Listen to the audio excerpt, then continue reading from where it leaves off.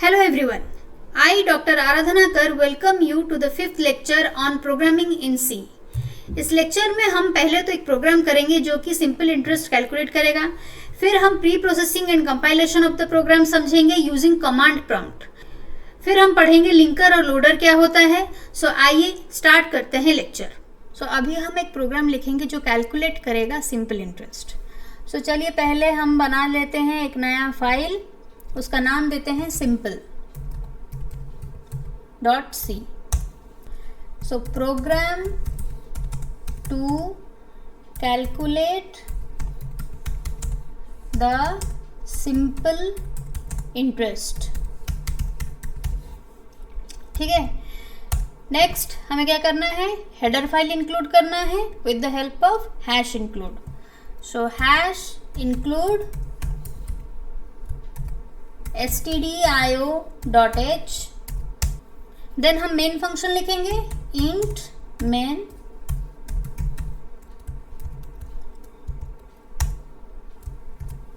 Then function start करेंगे. So simple interest हमें क्या क्या इंफॉर्मेशन मांगता है. एक तो प्रिंसिपल मांगता है, रेट ऑफ इंटरेस्ट मांगता है और टाइम पीरियड मांगता है. तो पहले एटलीस्ट हम 3 वेरिएबल बना देते हैं ना. उसके बाद और एक वेरिएबल भी हमें बनाना होगा और वो क्या है, इंटरेस्ट. इंटरेस्ट कहीं पर एक स्टोर भी तो होना चाहिए, तो उसके लिए भी हम एक वेरिएबल बनाएंगे. सो 4 वेरिएबल पहले एटलीस्ट बना लेते हैं. सो देखिए, सिंपल इंटरेस्ट नॉर्मली जब आता है हमारा फ्लोटिंग पॉइंट में आता है, मतलब डेसिमल पॉइंट्स के साथ नंबर्स आते हैं. ज़रूरी नहीं है डेसिमल पॉइंट्स के साथ आएँ, बट नॉर्मली तो आते ही हैं, आ सकते हैं. ठीक है, उसके चांसेस हैं. सो हम क्या करेंगे, सो डेसिमल पॉइंट जिन नंबर्स में होता है उनके लिए कौन सा डाटा टाइप यूज़ होता है, फ्लोट. ठीक है, उनको फ्लोटिंग पॉइंट नंबर्स बोलते हैं. तो हम लिखेंगे फ्लोट. सो देखिए फ्लोट आ गया. प्रिंसिपल के लिए मान लीजिए वेरिएबल का नाम देते हैं हम प्रिन. रेट के लिए हम रेट देते हैं. देन टाइम पीरियड के लिए टाइम देते हैं, फिर इंटरेस्ट. सो 4 वेरिएबल्स हो गए हमारे. नाउ अभी हम क्या करेंगे, जब हमारा प्रोग्राम एग्जीक्यूट होगा पहला एक मैसेज आएगा, वरना यूजर को क्या क्या पता चलेगा कि क्या करना है. देखिए, प्रोग्रामिंग हम क्यों करते हैं, ताकि कल को हम इसी प्रोग्रामिंग लैंग्वेज को यूज़ करके एक सॉफ्टवेयर बना सकें ना. ये सॉफ्टवेयर हम घर पर तो नहीं रखेंगे, सॉफ्टवेयर हम यूज़र को देंगे यूज़ करने के लिए. तो हमेशा यूज़र को एक मैसेज तो आना चाहिए, वरना यूज़र को कैसे पता चलेगा कि क्या करना है, पहले क्या करना है. तो एक इंस्ट्रक्शन मैसेज हमेशा दीजिए पहले. तो हमारा पहला इंस्ट्रक्शन मैसेज क्या आएगा, प्रिंटफ डबल कोट में एंटर द प्रिंसिपल.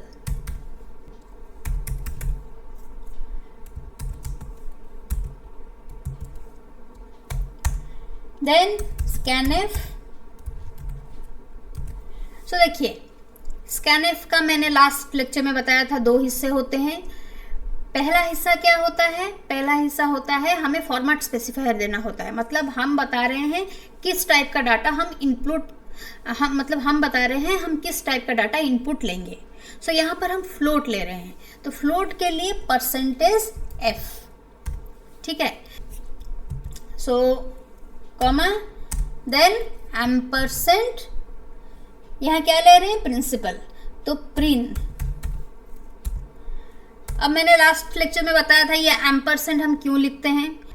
बेसिकली जब भी आप वेरिएबल्स डिक्लेयर करते हैं, तो वेरिएबल्स क्यों डिक्लेयर करते हैं, आप कंपाइलर को बता रहे हैं कि आगे जाके प्रोग्राम में ऐसे वेरिएबल्स आ सकते हैं. ठीक है, तो कंपाइलर क्या करता है, आपने 4 वेरिएबल्स डिक्लेयर किए हैं, उन 4 वेरिएबल्स के लिए ऑपरेटिंग सिस्टम को रिक्वेस्ट भेजता है कि हमें मेमोरी स्पेस दो, ताकि हमारे वेरिएबल्स में जो वैल्यू है वो रह सके. सो जब आप स्कैनफ में ये एम्परसेंट लिखते हैं, इसका मतलब ये है प्रिंसिपल, मतलब प्रिन नाम का जो वेरिएबल है उसके लिए जो मेमोरी एलोकेट किया गया है उसका एड्रेस लाके दो, सो दैट हम जो इनपुट देंगे वो उस मेमोरी लोकेशन में जाके स्टोर होगा. ठीक है. सो बेसिकली ये आपको सिर्फ एक एड्रेस देता है. इसका एड्रेस देता है, प्रिंट वेरिएबल का एड्रेस लोकेशन देता है. ठीक है. देन अगेन हमें नेक्स्ट क्या करना है, प्रिंटिव रेट ऑफ इंटरेस्ट डालना है, enter the rate of interest.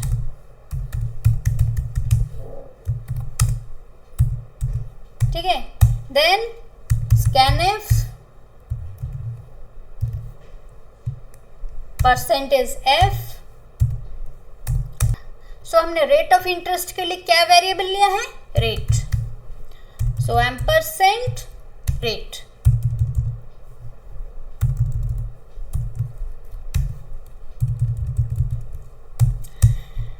Next हमारा आता है टाइम पीरियड के लिए हम लेंगे प्रिंटिव, पहले एक मैसेज दे दें, एंटर द टाइम, देन उसके बाद हम क्या लिखेंगे, स्कैनफ परसेंटेज एफ कॉमा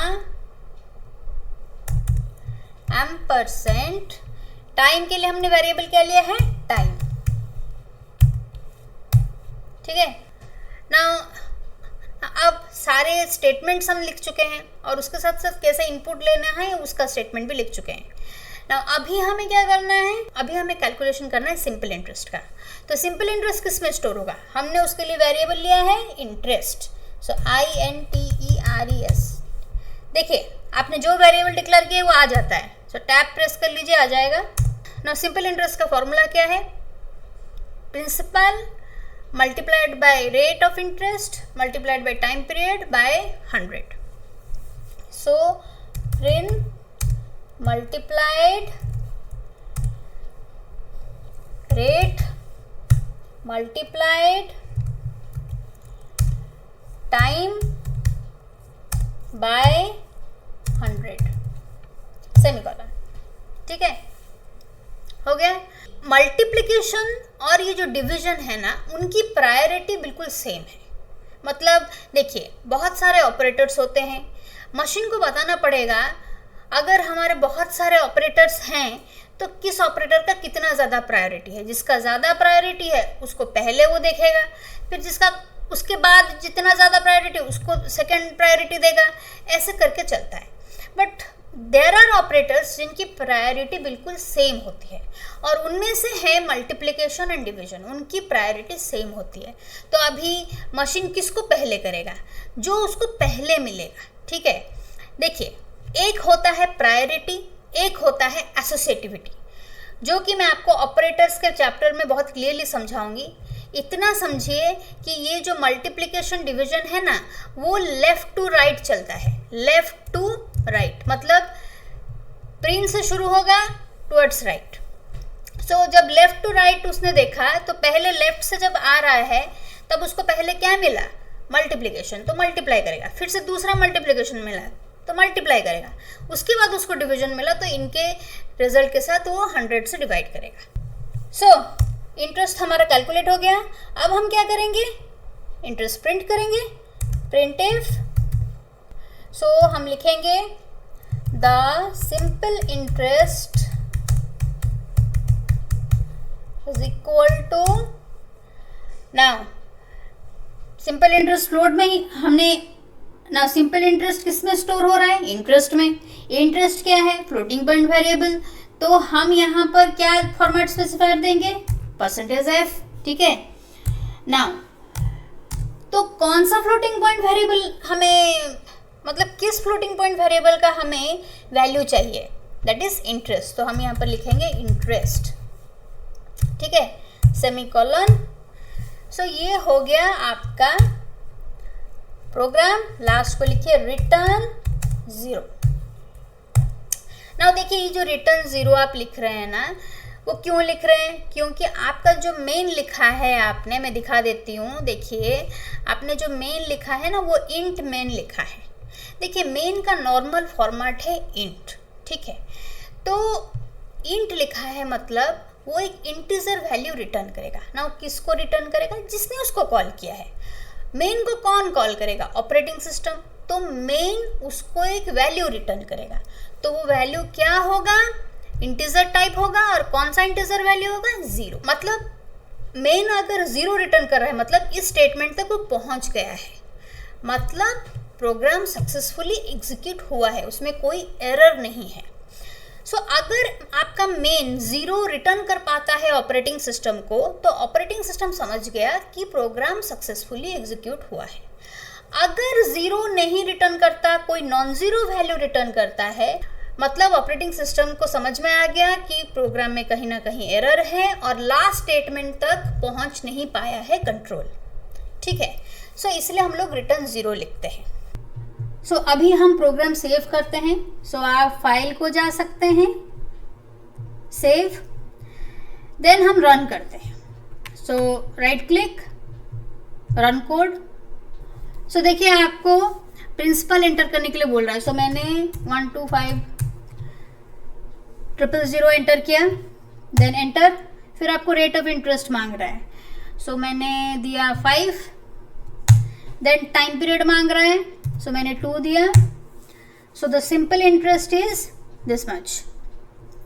ठीक है, ये जो आपका सिंपल इंटरेस्ट आया ना 12500.00000, सो आप देखिए आपका आया तो एक होल नंबर ही है, लेकिन आपने इंटरेस्ट को क्या डिक्लेयर किया था? फ्लोट डिक्लेयर किया था, क्योंकि हमको हर पॉसिबिलिटी देखनी पड़ती है। देखिए इस सिनेरियो में आपका एक होल नंबर आया, दूसरे सिनेरियो में हो सकता ना आए। मान लीजिए आपका कोई ऐसा एक इंटरेस्ट आएगा जिसमें फ्लोटिंग पॉइंट होगा, तो और आपने इंटरेस्ट को इंटीजर डिक्लेयर कर दिया होगा, तो उसमें क्या होगा, सिर्फ होल पार्ट ही आएगा। डेसिमल पॉइंट के बाद जो भी होगा उसको वो इग्नोर कर देगा। तो आपको सही नहीं आया ना। मतलब जब भी आप कोई भी प्रॉब्लम सॉल्व करें ना, उसका हर टाइप के केसेस को आपको दिमाग में रखना होगा कि क्या क्या इनपुट हो सकते हैं, यूजर क्या क्या इनपुट दे सकता है। ठीक है, सो अगर हम और एक टाइप का इनपुट देते हैं, देखिए अभी हम क्लियर कर देते हैं। ठीक है, टर्मिनल क्लियर कर दिया, अगेन फिर से हम रन करते हैं। So enter principal 144578, enter.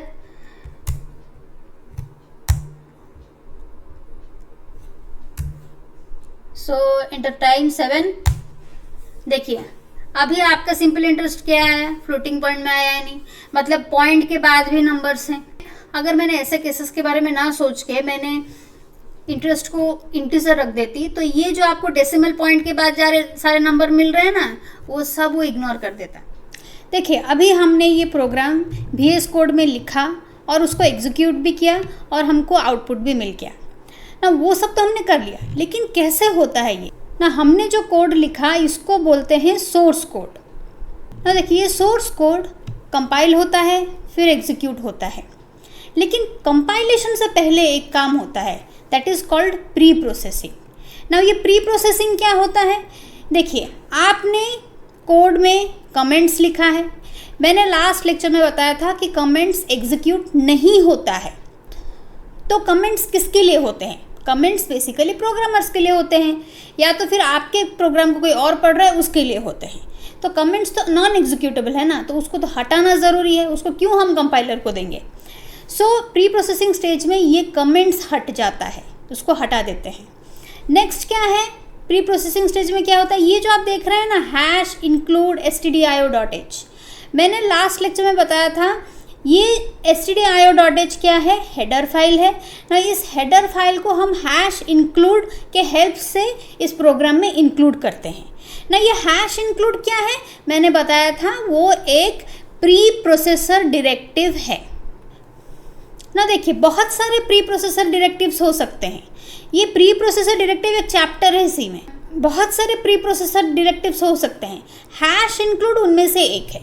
उसका काम क्या है, आप जो भी हेडर फाइल लिखेंगे उसको इंक्लूड करना। आपने यहाँ पर सिर्फ stdio.h लिखा है तो वो stdio.h इंक्लूड करेगा।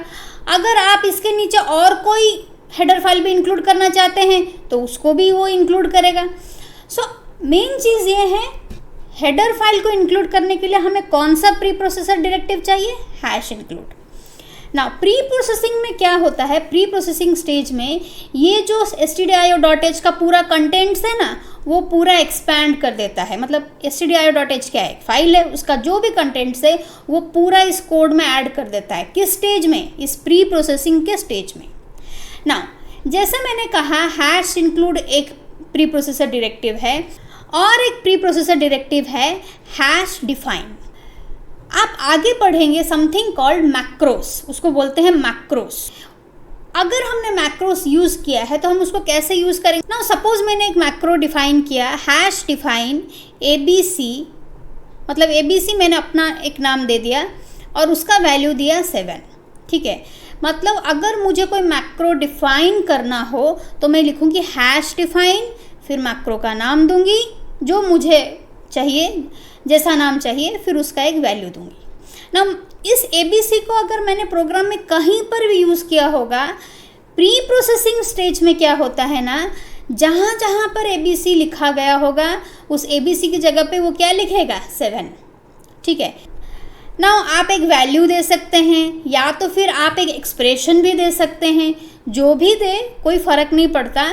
ABC जहाँ जहाँ लिखा होगा, मतलब आपका मैक्रो का नाम जहाँ जहाँ लिखा होगा उसका जो करस्पॉन्डिंग वैल्यू या एक्सप्रेशन वो वहाँ पर रिप्लेस हो जाएगा। और ये चीज़ किस स्टेज में होता है, प्री प्रोसेसिंग स्टेज में। ना देखिए प्री प्रोसेसिंग जब होता है एक फ़ाइल तो जनरेट होता होगा, ठीक है। हमने सोर्स कोड दिया, सोर्स कोड एक फ़ाइल है .c फाइल, उसके बाद उसका प्री प्रोसेसिंग होता है, फिर और एक फ़ाइल तो ज़रूर जनरेट होता होगा। तो उस फाइल को हम कैसे देखें ना। देखिए लास्ट लेक्चर में मैंने आपको दिखाया था C प्रोग्राम सारे हमारे इस C प्रोग्राम्स फोल्डर में रहते हैं ना। ये C प्रोग्राम्स फोल्डर हमने कैसे बनाया था, ये मैंने सेकंड लेक्चर में दिखाया था कि हमें कैसे एक नया फोल्डर बनाना है और उसमें सारे प्रोग्राम्स हम रखेंगे, ठीक है ना। ये C प्रोग्राम्स फोल्डर मैंने कहाँ बनाया था, तो देखिए हमने ये C प्रोग्राम्स फोल्डर इस डेस्कटॉप पे बनाया था। अगर इसको क्लिक करते हैं तो हमें सारे अपने C प्रोग्राम्स फाइल मिलेंगे और जो सब सोर्स कोड फाइल है देखिए उसके साइड में C सोर्स फाइल लिखा है, और जो एग्जीक्यूटेबल फाइल हैं मतलब मशीन कोड में है जो बाइनरी फाइल है .exe फाइल, वो सब एप्लीकेशन लिखा होगा, ठीक है ना। अभी हम CMD को जाएंगे।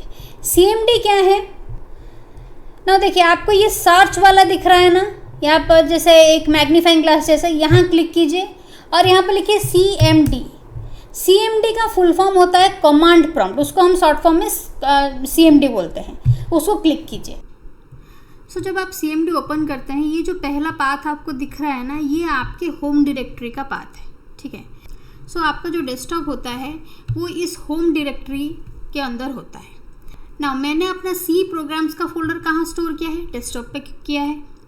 तो पहले मैं डेस्कटॉप तक जाऊंगी, तो उसके लिए मैं लिखूंगी, मुझे ये होम डायरेक्टरी तो मिल गया है, मुझे उसके बाद लिखना है CD,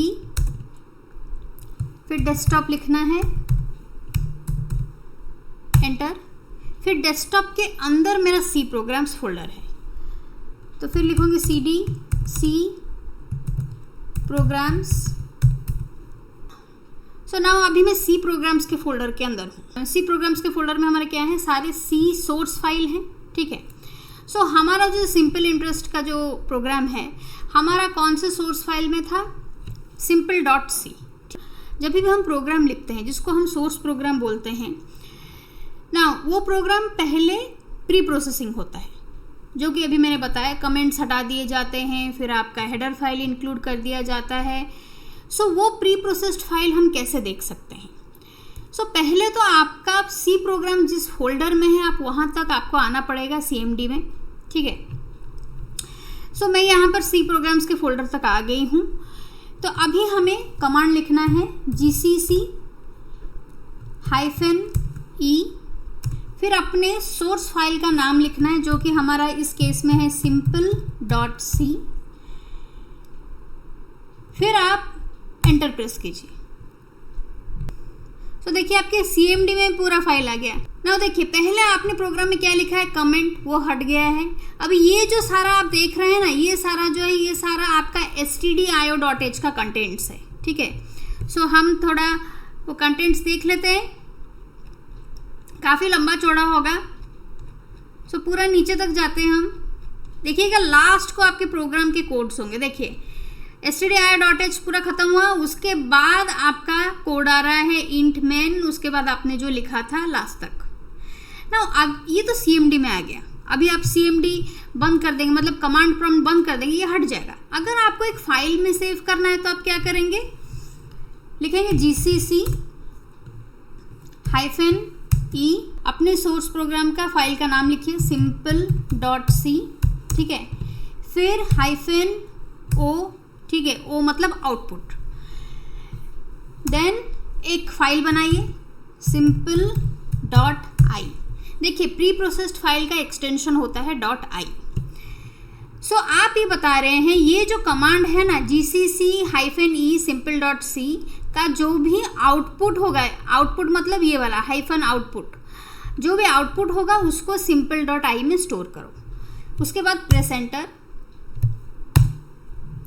सो देखिए हो गया ना। अभी हमें simple.i देखना है, सो simple.i टाइप कीजिए, देन प्रेस एंटर। देखिए आपका नोटपैड में खुल गया। देखिए नोटपैड में मेरा खुल रहा है बिकॉज मैंने कभी कभार खोला होगा। अगर आपका नहीं, किसी भी फाइल में नहीं खुला है तो आपको क्या बोलेगा ना, वो ऑप्शंस पूछेगा कि आप किस में खोलना चाहते हैं। तो आप मोर ऐप्स में जाके नोटपैड क्लिक कर दीजिए, वो आ जाएगा, ठीक है। तो आप यहाँ पर देखेंगे वही कंटेंट आपका है, बस एक फाइल में है।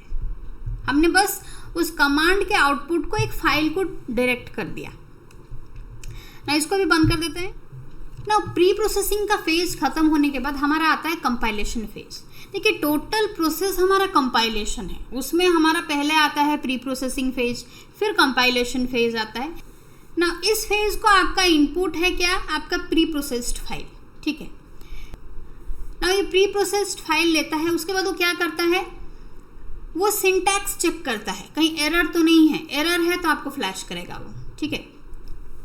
और कभी कभार वार्निंग्स भी देता है, लेकिन हम लोग नॉर्मली वार्निंग्स को इग्नोर कर देते हैं। लेकिन वार्निंग्स को भी देखना चाहिए, क्योंकि कभी कभार ना हमारे वार्निंग्स को ना देखने की वजह से सिंटैक्टिक एरर तो नहीं आता, लेकिन सब कुछ पास हो जाने के बाद भी प्रोग्राम हम जिस तरह से चाहते हैं उस तरह से काम नहीं करता है। तो वार्निंग्स को हमेशा इग्नोर करना सही नहीं है। एरर और वार्निंग में क्या फ़र्क है, वार्निंग आपके प्रोग्राम के एग्जीक्यूशन को रोकता नहीं है, बस वार्निंग दे रहा है कि आपने ये नहीं किया है। एरर जो है वो आपके एग्जीक्यूशन को रोकता है। आप पहले वो बोल रहा है कि पहले आप अपने एरर सही कीजिए वरना वो एग्जीक्यूट नहीं हो पाएगा, ठीक। प्री प्रोसेस फाइल को लेकर वो क्या करता है, वो एक असेंबली फाइल में कन्वर्ट करता है ना। उस असेंबली फाइल में होता क्या है, जो प्री प्रोसेस में जो सब है उसको एक low level human readable format language में कन्वर्ट करता है, जिसको बोलते हैं असेंबली लैंग्वेज, ठीक है। सो असेंबली लैंग्वेज आपका मशीन कोड नहीं है, असेंबली लैंग्वेज भी आपको ह्यूमन रीडेबल फॉर्मेट में मिल जाएगा, और लेकिन वो थोड़ा लो लेवल है। जैसे सी हमारा हाई लेवल लैंग्वेज है, लेकिन ये एक लो लेवल लैंग्वेज है। सो कंपाइलर आपका एरर चेक कर देता है और उसको असेंबली लैंग्वेज फाइल में कन्वर्ट कर देता है, जिसमें असेंबली लैंग्वेज इंस्ट्रक्शंस होते हैं ना। द असेंबली लैंग्वेज फाइल का नॉर्मली एक्सटेंशन .s होता है ना। वो असेंबली लैंग्वेज फाइल भी हम देख सकते हैं CMD में। सो आइए देखते हैं कैसे करेंगे ना। असेंबली लैंग्वेज फाइल को देखने के लिए भी सेम प्रोसेस है। पहले आपको उस फोल्डर तक जाना होगा जहाँ पर आपके C फाइल्स हैं। तो हम लिखेंगे CD डेस्कटॉप ना। डेस्कटॉप में ही C प्रोग्राम्स है, तो / देके आप डायरेक्टली भी लिख सकते हैं C प्रोग्राम्स, ठीक है। एंटर कर देंगे तो एक साथ आ जाएगा। सो हम लिखेंगे GCC -s, फिर आपके C प्रोग्राम का फाइल, सो simple.c। हर जगह आपको सोर्स कोड का फाइल देना है। तो देखिए जैसे प्री प्रोसेस्ड फाइल डिस्प्ले हो रहा था, यहाँ कमांड प्रॉम्प्ट में आ जाएगा असेंबली लैंग्वेज, वो आता नहीं है। अगर आप उसका कंटेंट्स देखना चाहते हैं, आप लिखिए simple.s एंड एंटर। तो देखिए आपके नोटपैड में पूरा आ गया ना। देखिए ये सब आपको समझ में ज़रूरी नहीं है, मैं बस आपको दिखा रही हूँ असेंबली लैंग्वेज फाइल दिखता कैसे है, ठीक है। सो इसको बंद कर देते हैं। आपका ऐसा फाइल जनरेट होता है इंटरनली, ठीक है। मैं बस दिखा रही हूँ, आप देख भी सकते हैं कुछ फाइल्स को। सो जितना हम इजी समझते हैं उतना ये प्रोसेस इजी होता नहीं है। तो पहले हमारा टोटल प्रोसेस है कंपाइलेशन। उसमें आता है पहला आपका प्री प्रोसेसिंग फेज, फिर कंपाइलेशन फेज आता है, उसमें फिर आपका असेंबली लैंग्वेज फाइल जनरेट होता है, उसके बाद फिर से और एक फेज को जाता है और उस फेज को बोलते हैं लिंकिंग। सो आइए लिंकिंग में क्या होता है देखते हैं। सो देखिए, कंपाइलेशन फेज में आपको असेंबली लैंग्वेज फाइल मिल जाता है, ठीक है। उसके बाद असेंबलर आता है। असेंबलर क्या करता है, इस असेंबली फाइल को वो कन्वर्ट करता है एक मशीन कोड में, जिसको हम बाइनरी कोड भी बोल सकते हैं, और उस फाइल को क्या बोलते हैं, ऑब्जेक्ट फाइल, ठीक है ना। ये देखिए, ये ऑब्जेक्ट फाइल हमको मिल गया अभी ना। हमारे सोर्स कोड को प्री प्रोसेस किया गया, फिर कंपाइलेशन फेज देके गया, फिर असेंबलर आया, फिर हमको ये ऑब्जेक्ट फाइल मिल गया है ना। देखिए, हमारे इस प्रोग्राम में आप देख सकते हैं, ये जो है प्रिंटफ, ये जो है स्कैनफ, ये सब क्या है, बिल्ट इन फंक्शंस है, ठीक है। बिल्ट इन फंक्शंस और लाइब्रेरी फंक्शंस। सो मतलब क्या है ये ना, इनका फॉर्मेट कैसा फॉर्मेट होगा, प्रिंटफ स्मॉल लेटर में आप सब कुछ लिख रहे हैं, फिर लेफ्ट पैरेंथेसिस राइट पैरेंथेसिस के अंदर सब कुछ रह रहा है, डबल कोट के अंदर रहेगा। सो ये सब कुछ प्रिंटफ का फॉर्मेट ऑलरेडी है। आप कुछ बदल पा रहे हैं क्या, नहीं। प्रिंटफ का काम भी है प्रिंट करना, उसको भी आप बदल नहीं पा रहे हैं। स्कैनफ का काम है इनपुट लेना, उसको भी आप बदल नहीं पा रहे हैं। स्कैनफ इनपुट ही लेगा, और स्कैनफ को कैसे लिखना है उसका फॉर्मेट भी है, ठीक है। सो ये सब क्या है, बिल्ट इन फंक्शंस, और उनको बोलते हैं लाइब्रेरी फंक्शंस। क्यों, इनका ना फॉर्मेट हम बदल पा रहे हैं, ना ये जो काम कर रहे हैं उसको बदल पा रहे हैं, ठीक है ना। और एक आता है क्या, यूजर डिफाइंड फंक्शन। मतलब जो हम बनाएंगे, जो फंक्शन, जिस फंक्शन का नाम हम देंगे उसका फॉर्मेट भी हम चूज करेंगे, उसका वो क्या काम करेगा वो भी हम चूज करेंगे। सो वो आता है यूजर डिफाइंड फंक्शन। सो आपका ये जो मेन है, मेन भी तो एक फंक्शन है। वो कौन सा फंक्शन है, वो यूजर डिफाइंड है या बिल्ट इन है, वो यूजर डिफाइंड है। क्यों, देखिए, ये जो मेन फंक्शन है, फंक्शन के दो चीज होते हैं, एक है डिक्लारेशन और एक है डेफिनेशन। डिक्लारेशन मतलब उसका फॉर्मेट ना। मेन फंक्शन का फॉर्मेट हम बदल नहीं पा रहे हैं, वो जैसा है वैसा ही है, लेकिन उसका जो डेफिनेशन है, फंक्शन का जो डेफिनेशन होता है, डेफिनेशन मतलब वो क्या काम कर रहा है। तो यहाँ पर मेन फंक्शन क्या काम कर रहा है, यहाँ पर सिंपल इंटरेस्ट कैलकुलेट कर रहा है, ठीक। लास्ट प्रोग्राम में तो मेन फंक्शन एडिशन कर रहा था, उसके पहले प्रोग्राम में मैसेजेस डिस्प्ले कर रहा था। तो इसका मतलब ये है वो क्या काम करेगा उसको बेसिकली कौन डिफाइन कर रहा है, हम यूजर्स, हम प्रोग्रामर्स को डिफाइन कर रहे हैं कि वो क्या काम करेगा। इसलिए उसको बोला जाता है यूजर डिफाइंड फंक्शन, जबकि उसका फॉर्मेट ऑलरेडी डिफाइंड है। सो ये है आपका डिफरेंस बिटवीन मतलब user defined and built in functions. ये मैंने क्यों बताया, देखिए, आपका जब ऑब्जेक्ट फाइल आपको मिल जाता है, ये तो मिल गया आपको, उसके बाद आपके ऑब्जेक्ट फाइल में प्रिंटफ फंक्शन भी होगा, ठीक है। तो आपको क्या लगता है पूरा प्रिंटफ फंक्शन stdio.h में है, नहीं।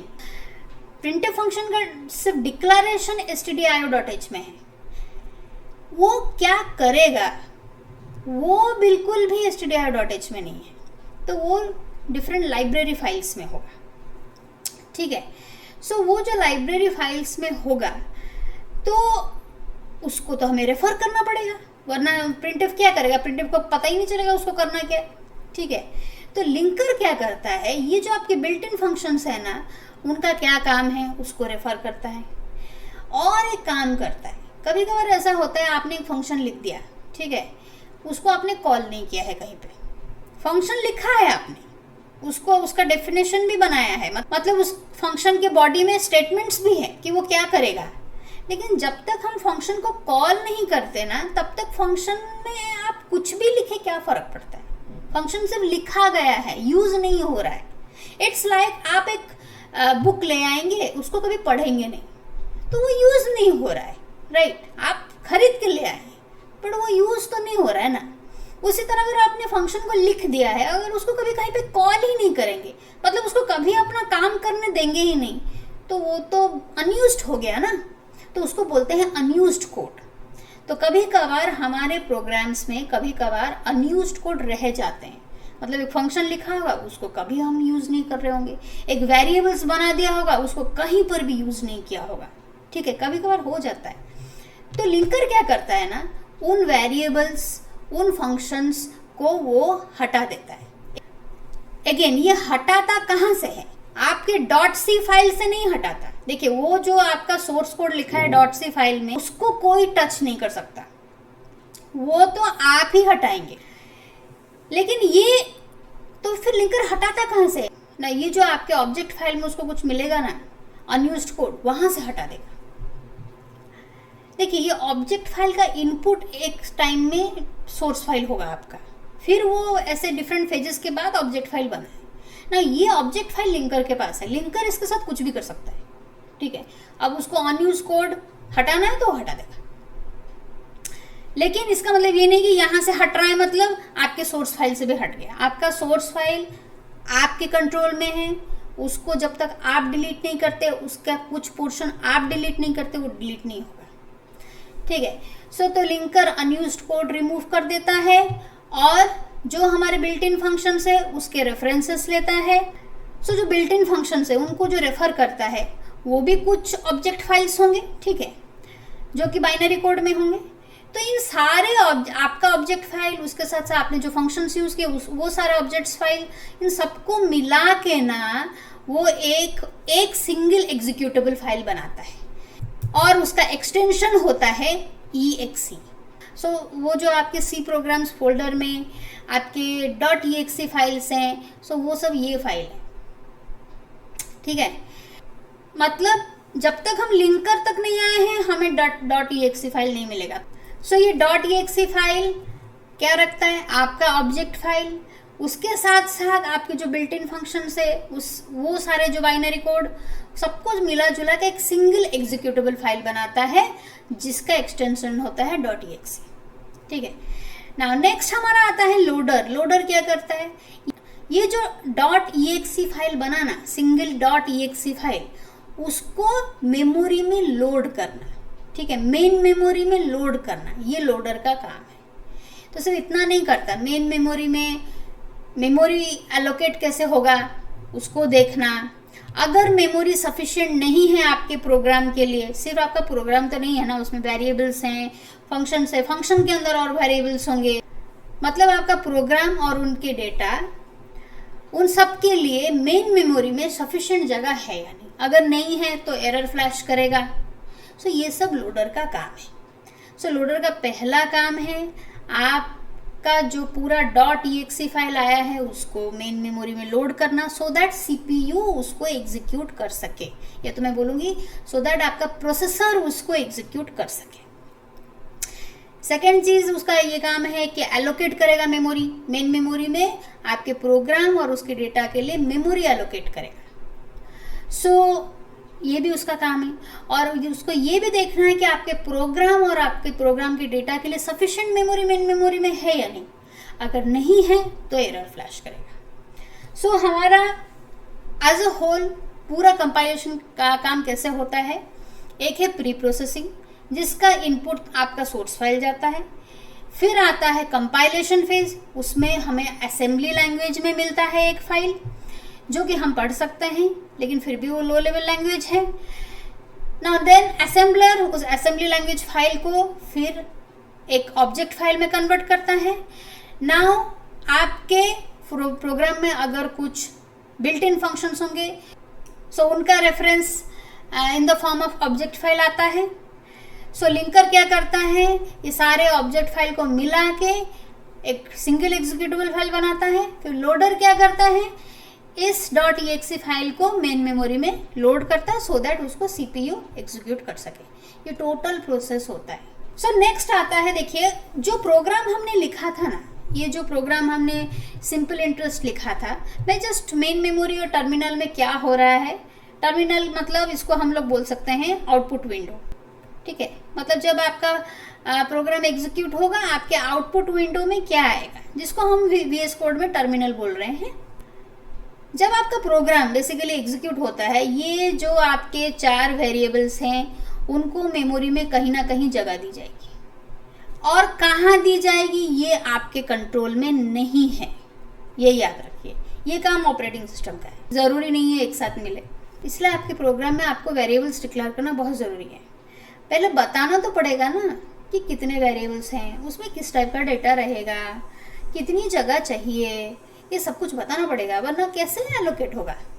जब भी में आपका प्रोग्राम एग्जीक्यूट होगा ना, देखिए पहला स्टेटमेंट आपका मेन फंक्शन में क्या है, ये डिक्लेरेशन, लेकिन ये आउटपुट विंडो में नहीं आएगा। आउटपुट विंडो में आपका पहला प्रिंटिव स्टेटमेंट आएगा। सो पहला स्टेटमेंट एंटर द प्रिंसिपल, जैसा है वैसा आएगा। सो सपोज मान लीजिए जो आपके सारे वेरिएबल्स हैं वो इस तरह से हैं, ठीक है, ये प्रिंसिपल के लिए है, ये टाइम के लिए है, ये रेट को स्टोर करेगा, ये इंटरेस्ट को स्टोर करेगा ना। देखिए ये जो लोकेशंस है ना वो वेरिएबल से पहचाने नहीं जाते, इनका एक एड्रेस होता है जो कि नंबर में होता है, वो अपने एड्रेस से जाने जाते हैं, ना कि वेरिएबल के नाम से। पहला हमारा आएगा क्या, आपके जितने भी ऊपर जितने भी स्टेटमेंट्स हो इंट मेन के बाद, पहला आपका स्टेटमेंट जो प्रिंटिफ के अंदर है, पहला प्रिंटिफ स्टेटमेंट वही प्रिंट होगा, क्योंकि मैंने बताया है सी स्ट्रक्चर्ड प्रोग्रामिंग फॉलो करता है। स्ट्रक्चर्ड प्रोग्रामिंग का एक पॉइंट है कि सिक्वेंशियली चलता है अनलेस हमने कोई कंडीशन दिया। यहाँ पर तो हमने कोई कंडीशन नहीं दिया है, तो पहले स्टेटमेंट के बाद दूसरा आएगा, दूसरे के बाद तीसरा आएगा, तीसरे के बाद चौथा आएगा, सो ऐसे ही चलेगा।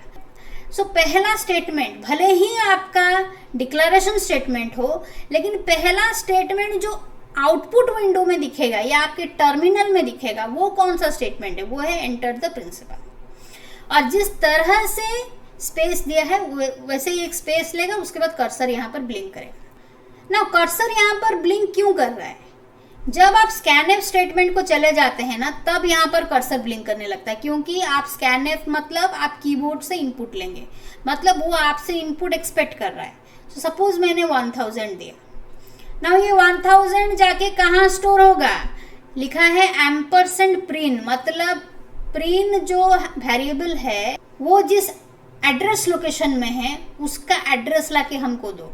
सपोज इसका एड्रेस कुछ भी है, सो ये एड्रेस यहाँ पर आ गया, सो उस एड्रेस लोकेशन में हमारा ये 1000 जाके स्टोर होगा। सो यहाँ पर 1000 स्टोर हो गया। नेक्स्ट उसके बाद हम लोग क्या करते हैं, प्रेस एंटर करते हैं। फिर हमारा आया नेक्स्ट प्रिंटिव स्टेटमेंट, उसको मिला, तो अभी तो वो विंडो में दिखाना पड़ेगा, तो enter the rate of interest. उसके बाद फिर वो स्कैनएफ को गया ना, स्कैनएफ में देखिए %रेट, तो यहाँ पर मैंने रेट ऑफ इंटरेस्ट दिया क्या, सपोज दिया 10, ठीक है। सो ये 10 जाके कहाँ रहेगा, यहाँ पर दिया है %रेट, मतलब रेट का जो एड्रेस लोकेशन है वो एड्रेस लाके दो। सो %रेट लाके वही एड्रेस देता है, तो उस एड्रेस में हम जो ये इनपुट दे रहे हैं वो जाके स्टोर होगा। हमने क्या दिया 10, तो हमारा यहाँ पर 10 स्टोर हो गया। नेक्स्ट आता है नेक्स्ट, फिर उसको जो स्टेटमेंट मिलता है वो है एक प्रिंटिव स्टेटमेंट, तो वो जाएगा फिर नेक्स्ट लाइन को ना, एंटर द टाइम। उसके बाद नेक्स्ट आया क्या, स्कैनएफ स्टेटमेंट। तो स्कैनएफ स्टेटमेंट में क्या बोल रहे हैं, टाइम का जो एड्रेस लोकेशन है वो लाके हमको दो, तो वो %टाइम वो एड्रेस लोकेशन लाके देता है। सो उस एड्रेस लोकेशन में कितना स्टोर होगा, जितना हम यहाँ पर टाइम देंगे। सपोज हमने 1 लिखा, तो वो जाके टाइम में स्टोर होगा 1। देन फिर क्या हो रहा है, interest equal to prin multiplied rate multiplied time divided by 100। तो प्रिन में कितना है 1000, ठीक है, प्रिन में 1000 है, रेट में है 10, टाइम में है 1, सो ये हुआ 10,000 बाई 100। 10,000 बाई 100 कितना हुआ 100। सो ये 100 हमारा स्टोर हुआ जाके इंटरेस्ट में ना। उसके बाद आता है प्रिंटिव, नेक्स्ट स्टेटमेंट आता है प्रिंटिव, तो फिर से वो प्रिंटिव प्रिंट करेगा। सो यहाँ पर क्या दिया है, the simple interest is equal to %f, मतलब हम फॉर्मेट करें कि यहाँ पर एक फ्लोटिंग पॉइंट आएगा, लेकिन किसका फ्लोटिंग पॉइंट आएगा, इंटरेस्ट, मतलब इंटरेस्ट में जो वैल्यू है वो लाके यहाँ पर प्रिंट करो। तो the simple interest equal to हमारा आएगा 100। सो अगर आपका कोई डाउट हो तो please drop your doubts in the comment section. Thank you.